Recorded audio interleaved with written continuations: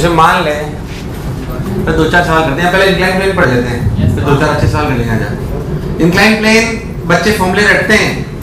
पहली बात, फॉर्मूला एकदम रटने की जरूरत, मैं आपको फॉर्मूले के मतलब फॉर्मूले से ही समझाऊंगा, बट आप ये समझे कि वो आते कहाँ से, बहुत नॉर्मल प्रोसीजर है। इंक्लाइन प्लेन कोई नया टॉपिक नहीं है जैसे किताब में बनाया जाता है। आप ऐसा समझो कि आपने एक प्रोजेक्टाइल फेंका, ऐसे समझिए आप। क्या ये प्रोजेक्टाइल ऐसे जाएगा कि नहीं जाएगा? अब तू ऐसा समझ, तूने बीच में टेढ़ी दीवार खड़ी कर दी, नहीं आया, ये इंक्लाइन प्लेन प्रोजेक्टाइल है। पहली बात। अरे यार ये क्या है? इसे डरने की तो 1% आवश्यकता, सिर्फ आप थोड़ी सी कैलकुलेशन इधर का उधर करोगे, बाकी कोई रॉकेट साइंस नहीं, सिर्फ डरे नहीं। मान लीजिए कि हमने पार्टिकल को यू से फेंका। जनरली हम हॉरिजॉन्टल से लेते हैं, आप चाहो तो यहां से ले लो, इंक्लाइन से। कहां से ले लो? ये अल्फा और ये बीटा। बीटा किसका एंगल है? इंक्लाइन का, शाबाश। और u का अल्फा एंगल जो है वो अपना इंक्लाइन से है, ऐसे। अब चूंकि इसको थोड़ा अच्छे से करना होता है तो x और y एक्सिस ऐसे माने जाते हैं, ये x और ये y। अगर आप और ध्यान दें, जब प्रोजेक्टाइल ऐसे आ रहा होगा तो उसका एक्सेलरेशन तो अभी भी क्या g नीचे ही होगा। तो इस g के अगर अपन ध्यान से देखें तो दो कंपोनेंट करे जाएं, ये बीटा, ये भी बीटा, नहीं आया, इधर आया g cos बीटा और इधर आया। मैंने ऐसे इसलिए करा क्योंकि हमें एक्सेलरेशन के x और y कंपोनेंट आने चाहिए। अगर अपन बहुत ध्यान से देखें तो अपने को समझ में आएगा कि initial velocity in x direction is nothing but u cos alpha and acceleration in x direction is nothing but -g sin beta. क्या तुम्हें बात चमकी? In the same way velocity in y direction is u sin beta, u sin alpha equals to acceleration in y equals to -g cos beta. पहले तक ये सबको चमका। अब वो दो डायरेक्शन के सॉल्व करने के तरीके से हम इसको सॉल्व कर लेते हैं। अपन जब यहाँ से यहाँ टकरा है तो लॉजिकल बात, जब हम यहाँ टकरा है तो हमारा कौन सा डिस्प्लेसमेंट जीरो हुआ? कौन सा डिस्प्लेसमेंट जीरो हुआ? कौन सा? क्यों? y क्यों? हाँ y, मैं सोचा WHY।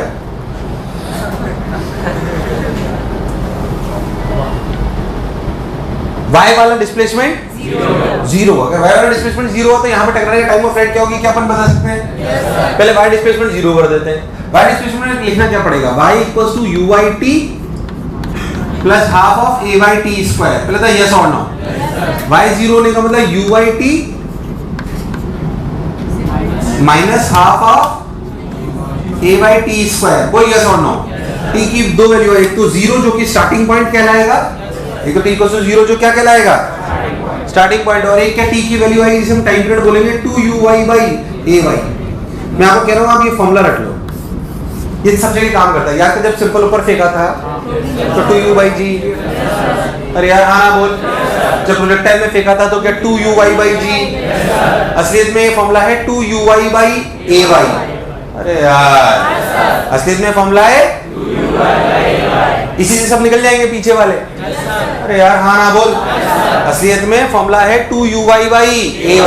पीछे वाले सब अपने आप ही से निकल जाएंगे, डरने की कोई जरूरत नहीं है। अब मैं इसलिए cos बीटा cos अल्फा इसलिए लिखा रहा क्योंकि अल्फा बीटा कहीं से भी ले सकता है, परेशान होने की जरूरत नहीं है। हाँ रटना चाहो तो आप रट लो, बट बेसिक बात ये है, once you will get time period, once you will get time period, you will get range, you will get range। Range पे देखो ध्यान से भाई साहब, रेंज में कौन सी खास बात है?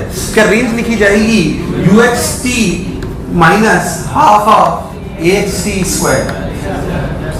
अरे यार अब ये वाला केस नहीं है जिसमें इनिशियल मतलब velocity in x direction change नहीं हो रही है। क्या हो रही है? Velocity in x direction change हो रही है भाई साहब। तो लिखा गया uxt minus half of axt square. क्या t की वैल्यू यहाँ से रखेंगे? इसे फॉर्मूले को रटने की कोई आवश्यकता क्या? कॉमन सेंस से अपन सब कुछ निकाल सकते हैं। रेंज पूछ ले, एंगल पूछ ले, फाइनल वेलोसिटी पूछ ले, क्या तो निकाल सकता है। इसलिए रटने की 1% आवश्यकता। एक सवाल में तेरे को कराता हूँ, तू अपने आप कर लेगा बिना फॉर्मूले रटे। इसलिए समझ के रखना कि फ्रंट पेज पर डरने की 1% जरूरत उतार ले। एक सवाल कराता हूँ, सबसे हो जाएगा, टेंशन मत लो। क्या है? पहले अपन एक सवाल कर लेते हैं सिंपली, सब लोग कर सकते हैं, मैं जानता हूँ। वो हुनर, वो काबिलियत, वो इंसानियत, वो हैवानियत, वो दरिंदगी और वो गेंडापन तुम में है। हमने एक पार्टिकल फेंका। अब देख सुन, मैं सवाल ऐसे दे सकता था, a particle is thrown at an angle of 37 और 45 कितना हुआ 82. A particle is thrown at an angle of 82 degree with the horizontal. अरे यार हाँ ना बोल. At an angle of 37 degree of an incline. Yes or no? मैं ऐसा भी बोल सकता था कि पार्टिकल 45 डिग्री से फेंका इंक्लाइन से, जैसे आपको ठीक लगे, उसमें कोई बुराई वाली बात नहीं. अब आपको सिंपल सी बात बतानी है कि अगर हमने पार्टिकल को ऐसे फेंका, बताओ उसकी टाइम ऑफ फ्लाइट होगी, कहाँ पे वो टकराएगा, कहाँ पे वो टकराएगा, जब टकराएगा तो उसकी स्पीड क्या होगी, जब वो टकराएगा तो उसकी स्पीड क्या होगी. तुम कर सकते हो वो हुनर, वो इंसानियत, वो हैवानियत, वो दरिंदगी, वो गेंडापन तुम में है. ओ जाने जाना ढूंढे कुछ दीवाना, सपनों में रोज आए आ जिंदगी में आना सनम. टिंग टिंग टिंग टिंग टिंग.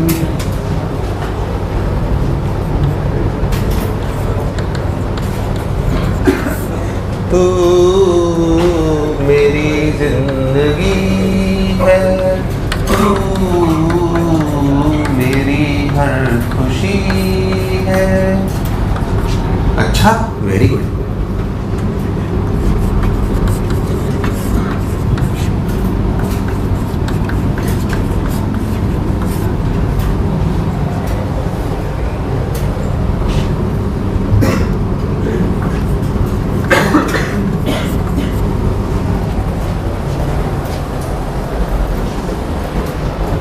देखना माँ जब तक कर नहीं लो,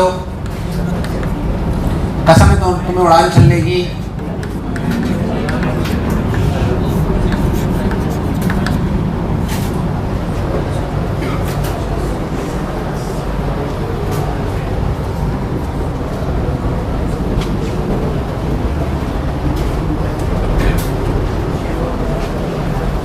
हाँ भाई,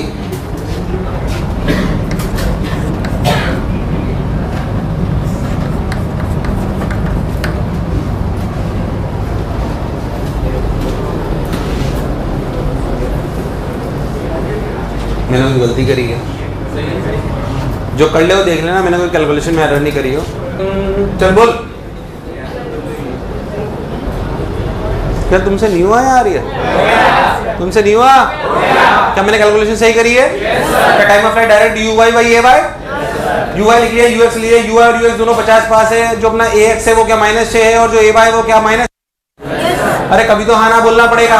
अपने वैल्यू रखी 2 × 50/8 यानी कि 12.5 सेकंड. कोई दिक्कत वाली बात नहीं. अगर अपन रेंज की बात करें तो you x T minus half of x T square. क्या मैंने सही लिखा है? मेरे हिसाब से आंसर आया 625/4. कितना आया? अच्छा ये कितनी वैल्यू आई? वी वाई होगा u y minus a y t. अरे यार माइनस आया ना, कितना है? -50 आएगा. हाँ नहीं 8 × 12.5 ठीक है. और 6 × 12.5 कितना हुआ? -25. करेक्ट. और कराऊं कि क्लियर है? अरे पक्की बात, 1% टेंशन वाली बात. बिल्कुल सिंपल नॉर्मल प्रोसीजर है, डरने की कोई जरूरत नहीं है. बिल्कुल ना कोई फॉर्मूला रटने की जरूरत है. अपने बेसिक्स पे कंसंट्रेट करो, कोई दिक्कत नहीं आई. अब जैसे मेरे से पूछा सर एच मैक्स का क्या मतलब है? इसमें एच मैक्स का वैसे बहुत ज्यादा मतलब नहीं होता, पर मैं आपको कुछ बात बता देता हूँ. देख वैसे अगर आपसे ग्राउंड मतलब इस फ्रेम से एच मैक्स पूछे, अच्छा तुम्हें कंफ्यूजन तो नहीं हो रहा यू एक्स माइनस कैसे आया? क्या ऐसा हो सकता है? मैं आपको सिचुएशन समझा देता हूँ, अगर आपको कंफ्यूजन हो रहा है तो क्या समझो. बोलो क्लियर? अब समझना, अगर ऐसे इंक्लाइंड है तो हो सकता है वेलोसिटी ऐसे हो जिसका कंपोनेंट नेगेटिव की तरफ आए. कंफ्यूजन कभी भी होता है सर यूएक्स कैसे नेगेटिव हो सकता है. अरे यार हो सकता है, परेशान होने की जरूरत. अरे यार हो सकता है ना, देख तो सही. ऐसे इंक्लाइंड लोगों तो हो सकता है कि ऐसे आ रहा हो जिसका कंपोनेंट. तो मुझे लगा नहीं तुम्हें आया नहीं आया. आ सकता है, इसलिए परेशान होने की 1% जरूरत नहीं है. और y तो नेगेटिव हो ही सकता है, इसमें कोई दोहराई वाली बात ठीक है. मैं एच मैक्स पे चर्चा करता हूँ. अगर अपन यहाँ से, वैसे जनरली ऐसे एच मैक्स पूछा नहीं जाता, पर अगर यहाँ से यहाँ एच मैक्स ऐसे पूछा जाए तो जाहिर सी बात है ये तब होगा जब क्या वेलोसिटी इन y डायरेक्शन 0 हो जाएगी. वेलोसिटी इन y डायरेक्शन यार मुझे लगा है तुम्हें आया। वेलोसिटी बाय डायरेक्शन क्या हो जाएगी? जीरो। वेलोसिटी बाय डायरेक्शन क्या हो जाएगी? कोई बुराई वाली बात? मुझे लगा है तुम्हें आया। तो कर सकते हैं। अच्छा ग्राउंड से पूछते हैं। एक्चुअली ग्राउंड से में दो केसेस हैं। अब बात को समझें। अगर हमारा प्रोजेक्टाइल ऐसे फेंका गया और अगर हमारा इंक्लाइन ऐसा है, समझे, अगर हमारा इंक्लाइन ऐसा है तो हमारा एचमेक्स ग्राउंड से वही है जो नॉर्मल केस में होता है। यार मुझे लगा नहीं तुम्हें आया। नहीं आया। पर अगर हमारा इंक्लाइन ये है तो हमारा एचमेक्स वो है जहां पे हम टकरा रहे हैं। अरे यार कंफ्यूज हो गए। सिंपल बात है कि अगर हमारा उसमें किताबों में उसमें कंडीशंस लिख देते हैं, कोई जरूरत नहीं है, तुम चाहो तो लिख लो, मैं लिख देता हूं। ध्यान से कैसे लिखी उन्होंने, ये एचमेक्स और ये r/2 नॉर्मल। अरे यार हाँ ना बोल सही है। अगर ध्यान देख तो ये एंगल थीटा, ये एंगल tan थीटा की वैल्यू है कितनी? 2h/r।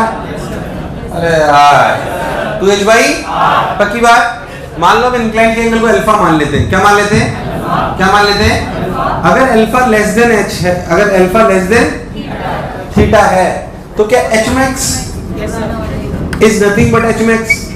अरे यार is nothing but if alpha is greater then theta तो hmax इसका पॉइंट ऑफ टकराना, इस पॉइंट ऑफ। यार मुझे ऐसा क्यों लगा तुम्हें नहीं आया?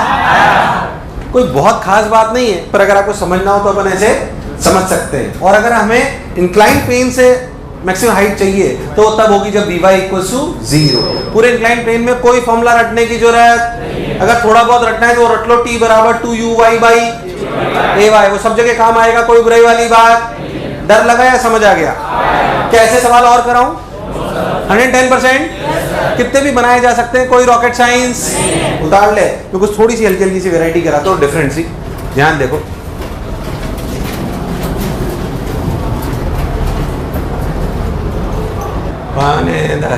Incline plane. चलो एक सवाल मैं बिना पढ़ाए आपसे पूछ रहा हूँ, अगर तुमने मेरी बात ध्यान सुनी तो खुद बता सकते हो। इसे वैसे किताबों में बोलते हैं डाउन द इंक्लाइन प्लेन। क्या बोलते हैं? बस इतना ध्यान रखना, मैं आपको सवाल के रूप में कराता हूँ, आपको सब अपने आप आ जाएगा। मान लो मैंने एक पार्टिकल है जिसको ऐसे फेंका यहाँ से 53 डिग्री पे। कितने पे? 53 डिग्री पे। और मान लेते हैं ये एंगल है 37 डिग्री। मान लेते हैं रफ्तार है 50। कितनी है? 50। जहाँ से फेंकेंगे उसे क्या मानेंगे? जहाँ से फेंकेंगे उसे क्या मारेंगे? क्या डाउन द इंक्लाइन प्लेन है? अब जैसे मैंने सिखाया वैसे करो, जहाँ से फेंका उसे ओरिजिन मान लो, इस वाली को y एक्सिस मान लो और इस वाली को x एक्सिस। बोलो क्लियर है क्या? अब आपको वही सब बातें बतानी है। टाइम ऑफ फ्लाइट, कहाँ टकराएगा, बताओ। तुम कर सकते हो जैसे सिखाया वैसे ही, हल्का हल्का सा चेंज है बस। डरना मत, ux uy सब ढंग से लिख लो, कर सकते हो तुम लोग। कंफ्यूज मत होना।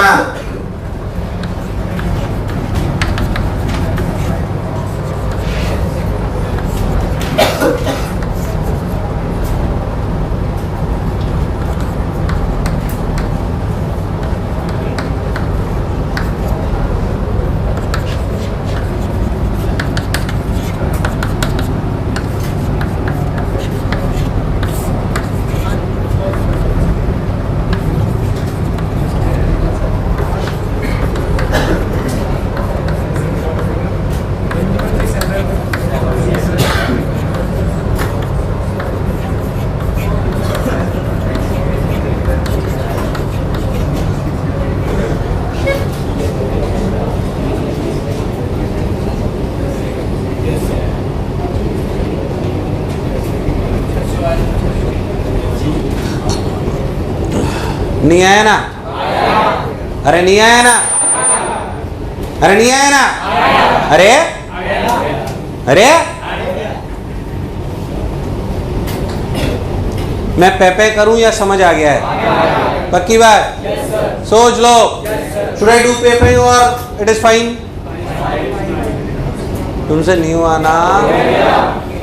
इंक्लाइन प्लेन का फॉर्मूला कोई रटने की जरूरत, यूज योर ब्रेन। बहुत नॉर्मल चीजें, आप उससे बहुत अच्छी चीजें पढ़ चुके हो। टाइम ऑफ फ्लाइट डायरेक्ट लिख सकते हो 2Uy/Ay, 2Uy/।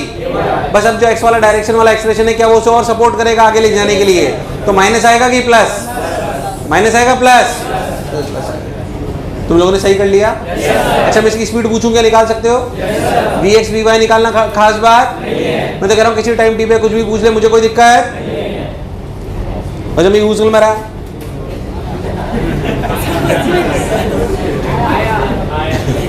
अरे बोलो यार, ये आया नहीं आया? आ गया हो तो मैं आगे बढ़ूँ, नहीं तो 2-4 और करा दूँ, मेरे को कौन दिक्कत है इसमें। कितने लोगों ने सही कर लिया? आगे करो, शाबाश, गुड। एक रिडो का सवाल कर लो, वो भी है तो टाइम पास ही कर लो उसमें। लो भाई साहब, पहले तो पेन रख देते हैं सुनते ही। अल्फा से बीटा एंगल पे एक पार्टिकल को फेंका u, find relation between alpha and beta such that particle hits the inclined plane perpendicularly. Diagram बनाओ, सवाल लिखो। Find out the relation between alpha and beta such that particle hits the inclined plane perpendicularly. Find out the relation between alpha and beta such that particle hits the inclined plane perpendicularly. Such that particle hits the inclined plane perpendicularly. Find out the relation between alpha and beta such that particle hits the inclined plane perpendicularly. Find out the relation between alpha and beta such that the particle hits the inclined plane perpendicularly.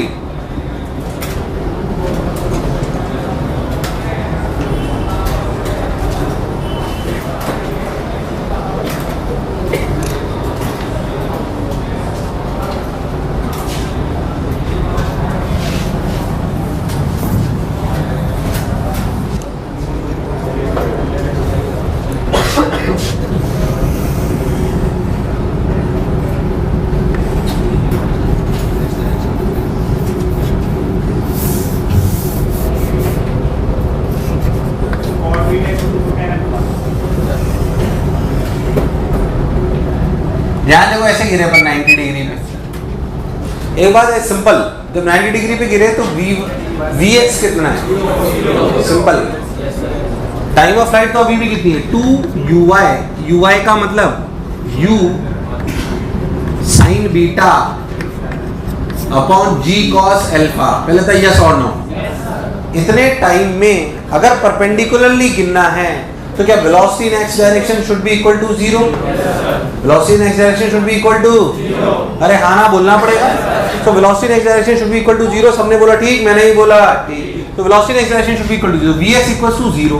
vx equal to 0 means अपन लिखेंगे vx equal to ux minus ax into time period. बोल yes और no. तो vx की value 0 तो लिखा गया ux equal to ax into time period. ux की वैल्यू कितनी है? u cos beta equals to ax कितना है? g sin alpha into 2u sin beta by g cos alpha.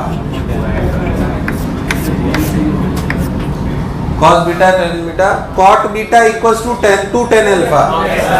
cot beta equals to, यार तुम्हें नहीं आया?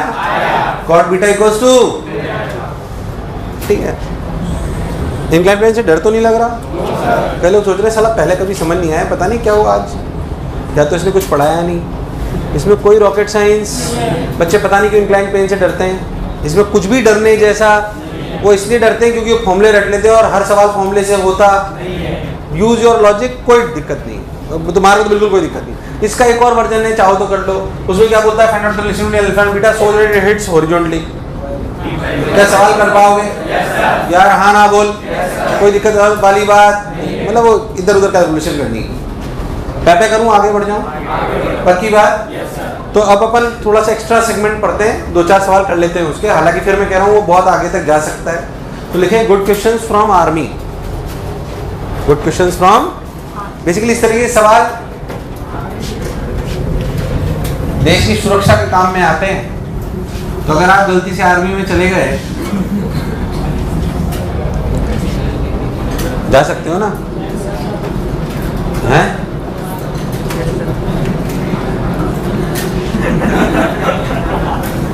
तो आर्मी में क्यों नहीं जा रहा? जाना चाहिए, क्यों भाई? तो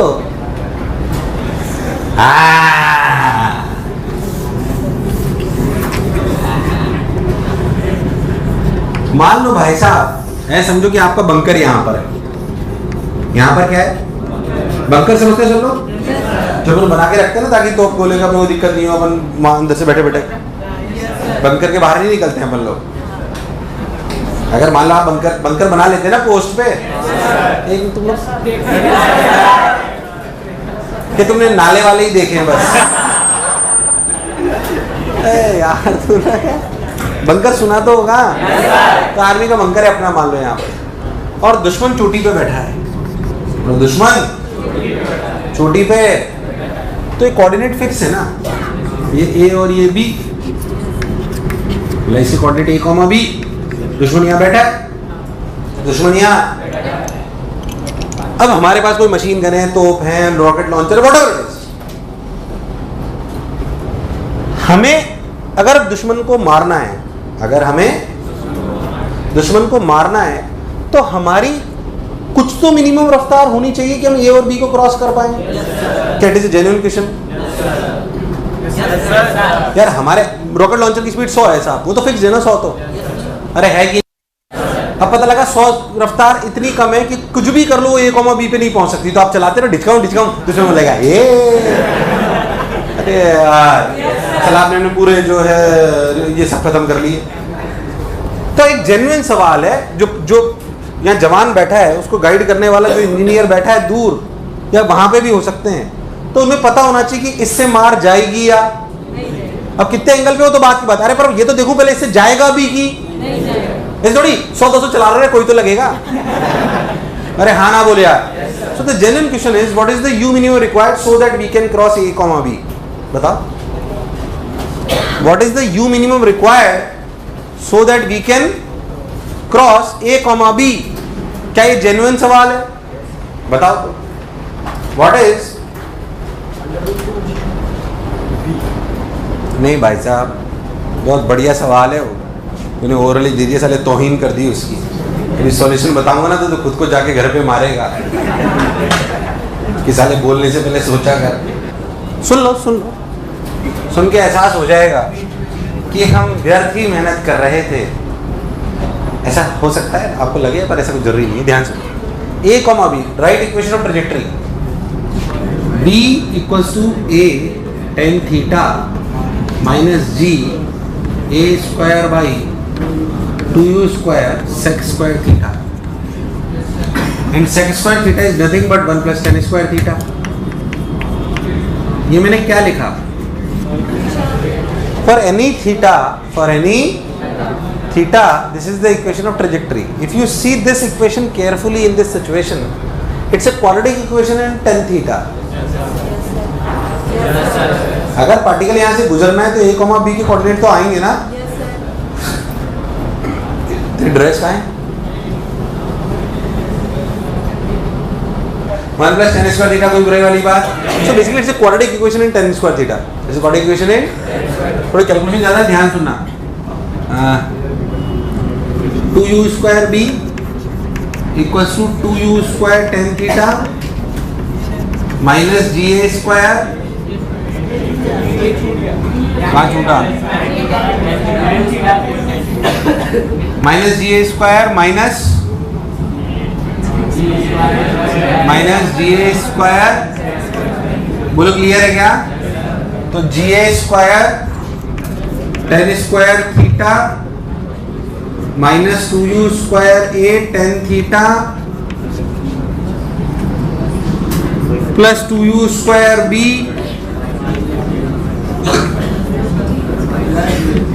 बोलो क्लियर। ये टेन थीटा क्वाड्रेटिक है। अगर पार्टिकल को यहाँ से जाना है तो इसका जो बी स्क्वायर माइनस 4ac है वो ग्रेटर देन इक्वल टू 0 होना।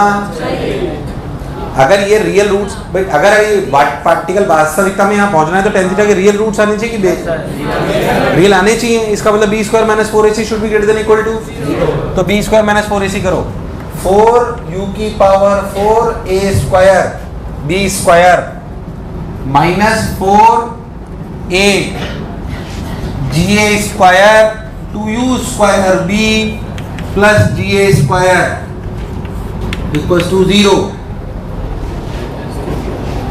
अरे हाँ ना तो बोल, नहीं, greater than equal to 0। A square ने ए स्क्वायर को खत्म हो गया ना, तो है 4 से 4 भी मर गया, तो u की पावर 4 माइनस इस पर तो चला गया ना 2u square b g minus g square greater than equal to 0। अब इसमें ना u की पावर समथिंग का कोई रूट बनेगा, वो बनाना पड़ता है। एक रुक जाओ, सोचने दो। ये 2u स्क्वायर तो यहाँ से आ ही गया, ये किसका स्क्वायर है? bg। हाँ, तो u की power 4 minus 2u square bg minus g square a square plus b square g square minus b square g square greater than equal to 0। तो मैं समझ ही नहीं आया मैंने क्या कराया, आया कि नहीं आया? तो u स्क्वायर माइनस bg का whole square this greater than equal to g square a square plus b square g square. यार कभी तो हाँ ना बोल। तो u is greater than equal to root of bg plus root of g square a square plus b square g square. This is the answer. मुझे नहीं जाना आर्मी में। कैलकुलेशन देख लो, प्रोसेस पूरा सही है। अरे कभी तो हाँ ना बोलो। अगर उसके रियल रूट्स आने, क्या आने, तो u इससे बड़ा होना, this is the u minimum. अरे ऐसे मत देख, सही कराया है भाई। अरे हाँ ना तो बोल। या फिर तुम अच्छे सवाल पर रिस्पॉन्ड नहीं करते तो लगता है फिर कोई मतलब नहीं है। या तो बोल दो नहीं पढ़ना तो नहीं पढ़ाऊंगा, खत्म हो गया प्रोजेक्ट है। चला परेशान करते हैं, घर पे बीवी से परेशान चल रहे हैं, बच्चों से परेशान।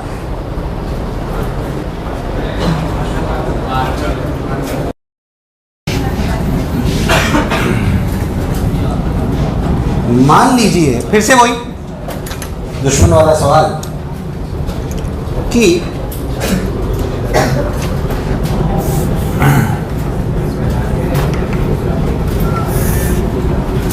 मान लो कि उल्टा सोचते हैं, तेरा कनेक्शन टूट गया है बेस कैंप से। बेस कैंप से तेरे पास एक फिक्स चीजें हैं, ये रॉकेट लॉन्चर है, ये बंदूक है, ये सब है। बोलो क्लियर? तुझे उनका यू पता है, क्या पता है? क्या पता है? अब मान लो कि अपना बंकर यहां पर है, क्या ये, और बंकर से दूरी फिक्स है ए। अब तुझे ये कैलकुलेट करना है कि अगर दुश्मन कितनी मैक्सिमम हाइट तक बैठा हो कि मैं अपने पास जो अवेलेबल यू है, तेरे पास कोई भी चीज है जिसका यू फिक्स्ड है, क्या फिक्स्ड है? समझ, तेरे पास रॉकेट लॉन्चर है, अब दुश्मन बैठा है, तुझे पता होना चाहिए कि इस रॉकेट लॉन्चर से, देख पिछले सवाल में यू निकाला था, क्या निकाला था? अब उल्टा सोचते हैं, यू फिक्स्ड है, रॉकेट लॉन्चर है तो यू फिक्स्ड है, बोल है कि नहीं? और क्लिफ जितनी दूरी पर है वो भी ए भी फिक्स्ड है। हम ऐसे थोड़ी कि मतलब अगर अपना वो नहीं चल रहा, लग रहा है कि यहाँ नहीं मार पाएंगे तो बाहर निकल के ढिचकाऊं, तो वो कर देगा ढिचकाऊं। अपन बंकर से बाहर, तो अपन ने यू अपना फिक्स्ड है और ए भी फिक्स्ड है। तो हमसे पूछा जाए कि हम कितनी एच मैक्स तक मार कर सकते हैं, हैं दुश्मन? हाँ, तो अपन पहले निकाले ना एच मैक्स कि इतनी ऊपर हाइट तक मैं मार कर सकता हूं। अगर वो दुश्मन इससे भी ऊपर बैठा है तो रॉकेट लॉन्चर चलाने का कोई फायदा, पर इससे नीचे बैठा है तो फिर सेकंड कैलकुलेशन करेंगे कि कितने एंगल पे फेंकूं। अरे यार मुझे लगा नहीं तुम्हें आया, पर साला मान लो पता लगा हमारा एच मैक्स है 100 मीटर, कितना है? और पता लगा दुश्मन 200 पे बैठा है, तो फिर कितने भी रॉकेट लॉन्चर चला लो कोई फायदा, तो मत चलाओ, कुछ और सोचो। अरे यार गलत तो नहीं बोला मैं? तो पहले निकाले तो सही एच मैक्स क्या है। तो अगर आपकी क्लिफ ए दूरी पर है और आपके रॉकेट लॉन्चर की रफ्तार यू है, कितनी है, तो आप क्या एच मैक्स होगा आपका? यहां से नहीं है, यहां से नहीं है, भावुक होने की जरूरत।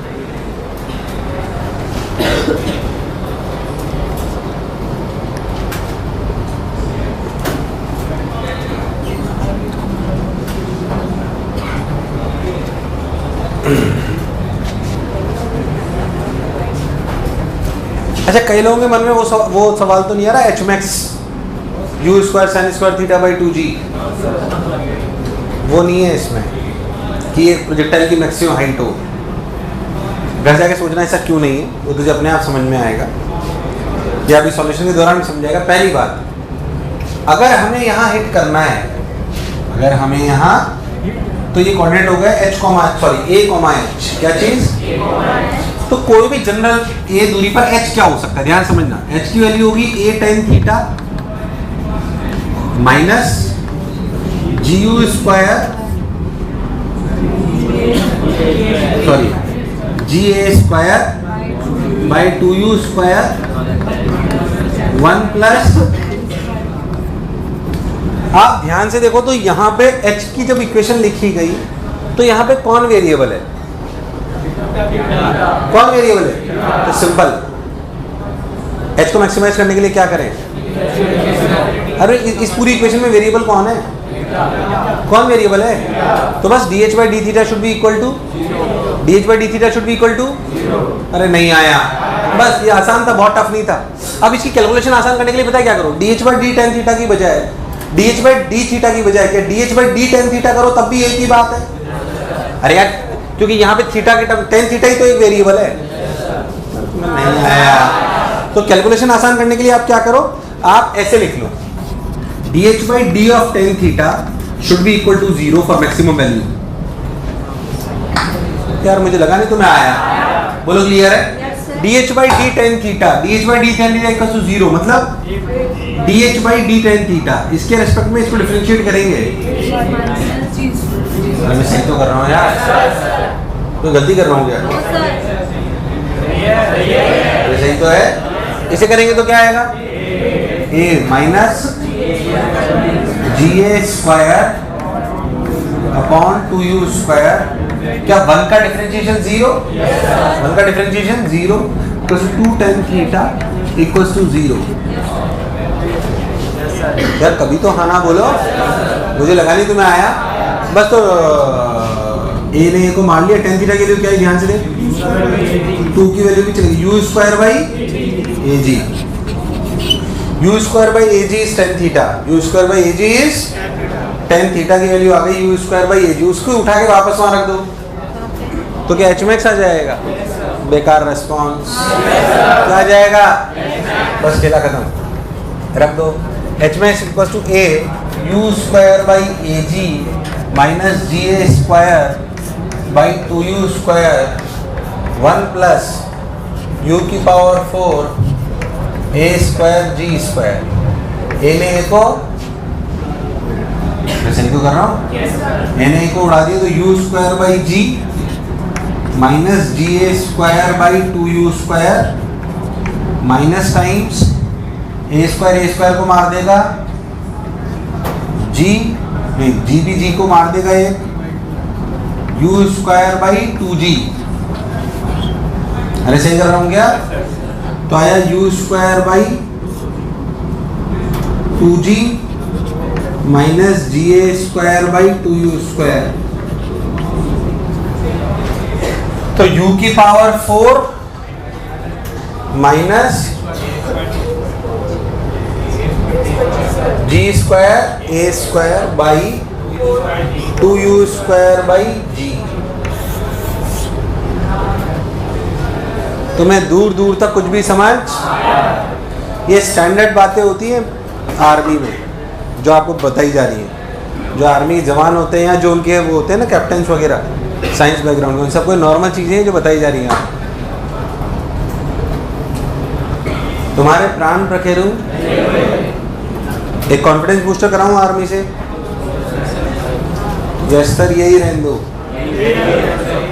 हैं भाई। ऐसे ओरली बताता हूँ, जैसे प्लेन जा रहा है तो पहले भी बताया था मैंने कि अगर आपको दुश्मन पे बंकर पे गिराना है अपना बम, तो ऐसे थोड़ी नीचे बंकर देगा, हाँ गिरा दे ढिचकाऊँ, क्या प्लेन जो आपका बम है क्या वो वहाँ जाके गिरेगा, क्योंकि जब उसे आप छोड़ोगे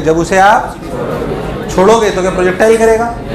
तो सिंपल सवाल हो सकता है कि मान लो आपका बंकर दुश्मन है, आपका प्लेन इतनी रफ्तार से उड़ रहा है, बताओ कितना पहले उसे छोड़ देंगे वो बंकर पे जाके हिट करे, क्या आपकी कैलकुलेशन परफेक्ट होनी चाहिए? मुझे लगा नहीं तुम्हें आया। मान लो यहाँ पे आपका बंकर है दुश्मन का और आपका प्लेन यहाँ उड़ रहा है, बोलो क्लियर। पूछा जाए कितनी दूरी, मान लो आपकी रफ्तार v है, इसकी हाइट h है, बताओ कितनी दूरी पर छोड़ दूं कि बंकर पे गिरे? क्या ये दूरी निकालनी आनी? v equals to x equals to u into under root 2h/g।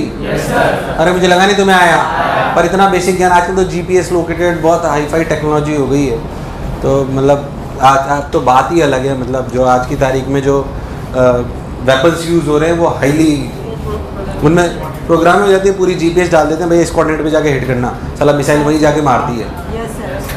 अभी अफगानिस्तान में इतने लोग मारे गए, इतने दुश्मन मारे गए, तो जिस मकान में टारगेट करना होता था ना, जैसे मान लो 2-3 मकान बने हुए तो बीच वाला ही उड़ता था बस। GPS की एग्जैक्ट लोकेशन रहती है। तो आजकल तो वेपन्स खैर बहुत अलग टाइप की टेक्नोलॉजी सो एडवांस्ड, बहुत ज़्यादा एडवांस्ड है। खैर वो अलग बात है, पता नहीं क्या क्या होने लगा है, ड्रोन कैमरे ये वो सब कुछ आर्मी में यूज़ लिया जाता है। खैर मैं उस पर ज़्यादा चर्चा नहीं कर रहा, but it is there is a scope where science is used, where science is use. बम बनाने में बहुत सारी चीज़ों में साइंस यूज़ हो रही है। तो सर ये सवाल आपके बेसिक आ सकते हैं, मैं आपको एक और अच्छा कराता हूँ, ध्यान से देखो। मान लो कि आपको ये प्लेन को दुश्मन के एरिया से निकालना है और आप एक पर्टिकुलर हाइट से ऊपर उड़ा नहीं सकते, कुछ तो आपकी कंस्ट्रेंट है। अब आपको पता है कि दुश्मन के खेमे में एक मिसाइल लगी हुई है। क्या लगी हुई है? मिसाइल, जिसकी रफ्तार है 100 मीटर पर सेकंड। कितनी है? 100 मीटर पर सेकंड। और आप ऐसा समझें कि आपका plane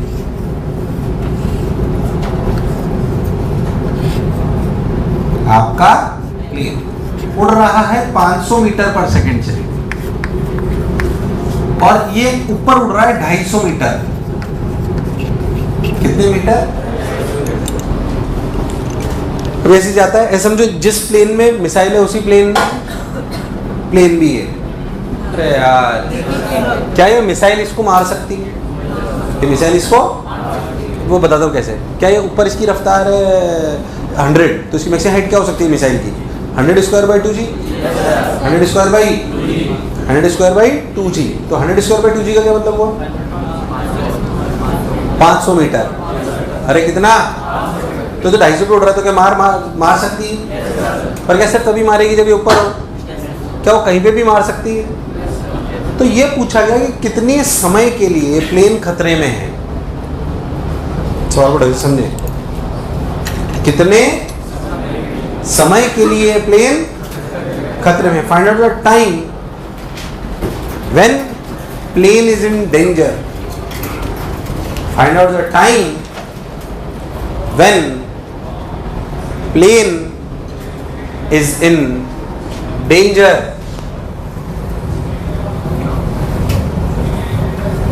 Find out the time when plane is in danger.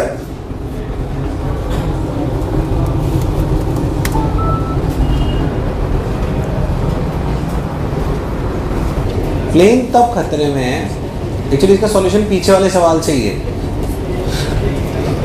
चल अब ट्राई कर, अभी जस्ट पहले सवाल कराया वहीं से इसका सॉल्यूशन चालू होगा, उसको यूज में लेंगे मतलब। चल अब ट्राई कर।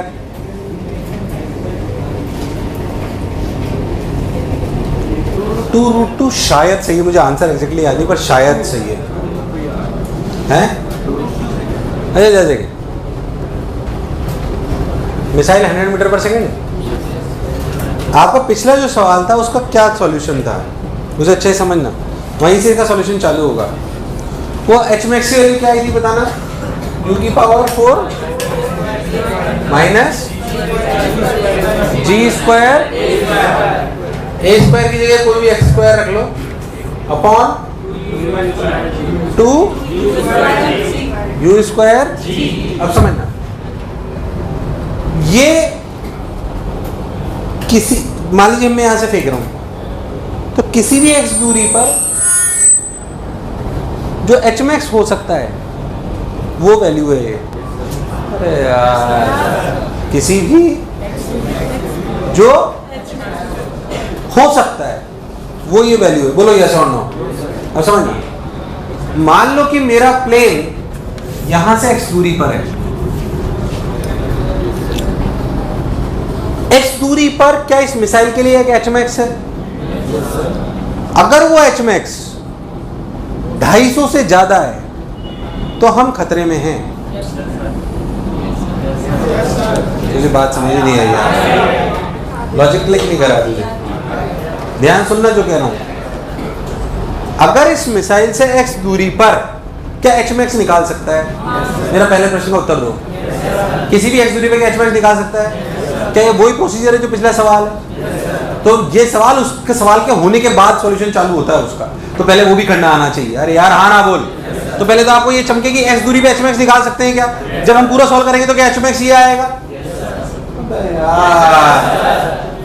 मतलब अगर x दूरी पे hmax ये है और इस hmax की वैल्यू इस अगर 250 से ज्यादा है तो अपन खतरे में है कि नहीं है? क्योंकि अगर मैं 250 से ज्यादा मार कर सकता हूं तो क्या 250 से कम तो कर ही सकता हूं। यार मुझे लगा ही नहीं तुम्हें आया नहीं आया। तो खतरा कब है? जब ये वैल्यू जब किससे ज्यादा है?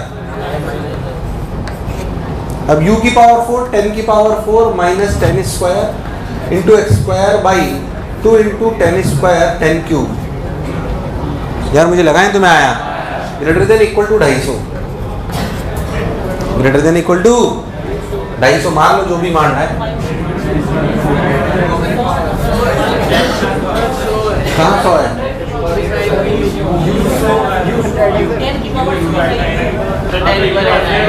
10 की पावर 8 आएगा, करेक्ट। नीचे 5 आएगा, हाँ ठीक ठीक ठीक। तो ये बच गया कितना? 10 की power 6 minus x square by 2 into 10 की पावर 3। तो 2000 ग्रेटर देन इक्वल टू 250। तो 2 into 25 50 into 10 to the power 3 10 to the power 4 10 to the power 5। अरे सही बोल रहा हूँ क्या? तो 5 into 10 to the power 5 is greater than equal to, मैं सब सही कर रहा हूँ क्या? yes, तो x should be greater than equals to 100, correct. 100 root, ध्यान से देखो तो greater than equal to 500 root 2। अरे यार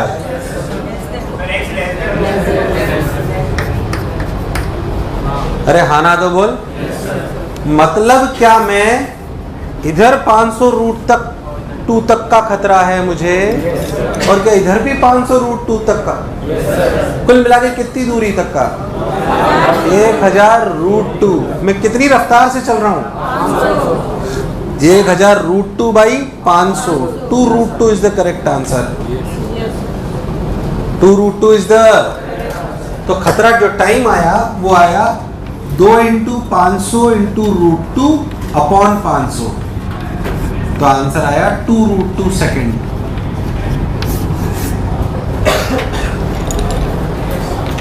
इसको सॉल्यूशन छोटा मत मानो, पहले ये प्रूव करने के लिए वो पूरा सॉल्यूशन के पिछले सवाल वाला करना पड़ेगा। यार मुझे लगा नहीं तुम्हें आया। तुम लोगों ने सोचा साला प्रोजेक्टाइल कुछ कुछ लग रहा था, समझ आया है। वास्तविकता में प्रोजेक्टाइल इससे बहुत ज़्यादा है वास्तविकता में, इसमें कोई शक वाली बात। आप ओलंपियाड वगैरह के सवाल उठाओगे आपको बहुत ही अलग सी फीलिंग आएगी। हालांकि अपने लिए इतना आना पॉसिबल, इसलिए कोई मैं आपको ज़्यादा पेपर नहीं करा रहा है, मैंने कुछ करा दिया। हाँ कभी कोई टफ आ जाए तो आपको दिमाग चलना चाहिए, पर इसके भी ऊपर है प्रोजेक्टाइल, इसमें कोई दोहराई वाली बात नहीं है। अभी तो हमने जी के वेरिएशन को कंसिडर नहीं करा। बहुत तेज़ रफ्तार में फेंका जाए तो 2-5-10 किलोमीटर ऊपर मिसाइल जाती हैं, वहाँ पे जी के इम्पैक्ट को भी कंसिडर करना पड़ता है। एयर रेजिस्टेंस पता नहीं क्या क्या है, क्योंकि जब रियलिटी आती है तो इससे बहुत दूर होती है वो। उसमें क्या एयर ड्रैग भी आएगा? एयर ड्रैग भी समुद्र के ऊपर अलग है, इधर अलग है। तो मतलब इतने सारे पैरामीटर्स होते हैं ना कि मतलब ज़बरदस्त कैलकुलेशंस होती हैं। आप रियलिटी में उसको प्रेडिक्ट इतना आसानी से करना पॉसिबल। सो ये अपने आप में एक साइंस है, जिसे आप 2-5 साल पढ़ सकते हो अकेले में। अरे यार मुझे लगा नहीं तुम्हें आया, तो मैंने आपको सिर्फ एक ट्रेलर ही दिखाया है। SPR नहीं कर पाओगे। 5-1 मिनट ही है, पढ़ डालो, कोई डाउट हो पूछो मुझसे। प्रोजेक्टाइल खत्म। अगले टर्न आप लोग है ना, अपने टेस्ट पेपर का रिजल्ट आ गया। अरे लास्ट टेस्ट पेपर का रिजल्ट आ चुका है ना। अपने रिजल्ट को डाउनलोड करके लाओगे। क्या करके लाओगे? अपने टैबलेट पे। मैं करीब आधा घंटा, ज़्यादा नहीं 20-1 मिनट, तो मैं 20 मिनट समझाऊंगा किस चीज़ को, SPR को, so that you will understand कि आपको क्या क्या करना है। और अब इस बात तो नहीं SPR हो रहा है, मैं अगले टर्न बोल दूंगा। अब कोई डाउट हो तो पूछ लो मेरे से, और होमवर्क मैं तुम्हें दे देता हूँ। होमवर्क वही है अपने प्रोजेक्टाइल के पहले पहले का सब कुछ। अरे यार रिलेटिव इन 2D पढ़ेंगे। आप क्या पढ़ेंगे? रिलेटिव इन 2D के लिए हमें क्या आना चाहिए? वेक्टर ढंग से आना। बिना वेक्टर के मैं उसे नहीं समझा पाऊंगा, बिल्कुल अलग तरीके से, शानदार तरीके से आपको समझाया जाएगा। तो आप लोग कर लें। बाकी इसमें एक्सरसाइज 1, 2, 3 में जो भी प्रोजेक्टाइल के पहले पहले का है आप सब कुछ निपटा लें। मतलब सेक्शन H तक नहीं, E तक, सेक्शन E तक एक्सरसाइज 1, 2, 3 आपकी कंप्लीट होनी चाहिए। बोलो क्लियर है?